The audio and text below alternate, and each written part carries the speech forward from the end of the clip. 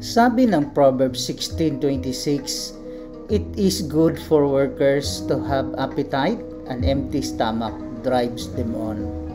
So, yung pagkagutom ng isang tao, yun ang magtutulak, yun ang magmotivate sa kanya na magtrabaho. Yan ang kanyang magiging inspiration para magsipag, hindi yung matutulog sa pansitan. Kagaya ko, galing ako sa mahirap na pamilya. 7 kaming magkapatid, parehong magulang ko ay teacher. Naranasan ko ang kahirapan, maglakad kami sa school, 4 kilometers papunta, 4 kilometers pabalik. Kaya ayaw ko yung maranasan ng anak ko yung hirap na dinanas namin. Kaya naging motivation ko yon para magkaroon ng magandang kinabukasan.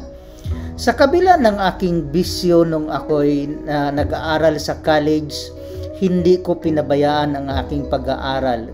Kung tutuusin, kahit may test kinabukasan, nagiinom pa kami niyan, pero galing sa inuman, nag-aaral ako ng husto. Yung photocopy ng notes ng classmate ko, hindi yun malalaglag sa kamay ko hanggat hindi ko na-memorize lahat.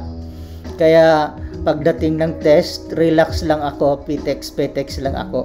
Actually, natapos ko ang nursing na puro layaw, puro gimmick, pero hindi ko pinabayaan ang pag-aaral ko. Alam ng mama ko yan at kampante siya na nag-aaral ako ng maayos.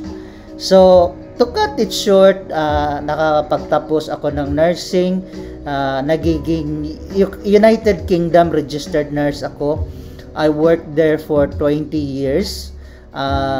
At the age of 50, nag-retire na ako dahil sa sobrang trabaho, driven by our dreams, our goals in life. Panay overtime namin ni Mrs.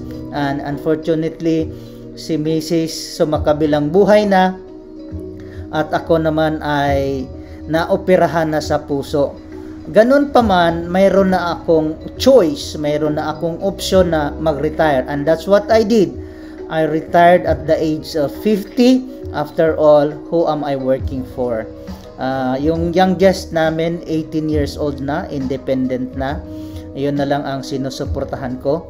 Pero ang point ko dito is, kapag walang nagda-drive sa'yo, wala kang pangarap, you're the poorest person on earth.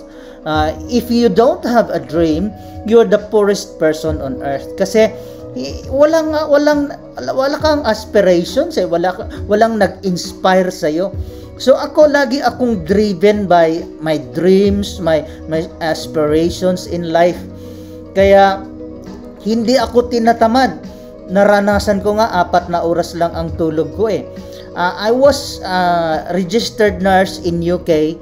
I was a pastor at the same time. So it was so stressful for me. Now it's time for me to enjoy the fruit of my labor. Total 20 years na akong nagpagal, 30 years as a pastor. Narapat lang na ma-enjoy ko yung bunga ng aking pagpapagal sa ngayon. So ngayon, papasyal-pasyal muna ako. Hopefully, makaipon ng biyaya, makapag-ikot sa buong mundo, loloobin ng Lord. At syempre, andyan din ang panawagan na makapag-put up ako ng ministry dito sa Bohol. Anyway, thank you for watching, guys. And if you learned something from this video, please hit share, like, and follow for more. God bless you all, guys. Thanks for watching.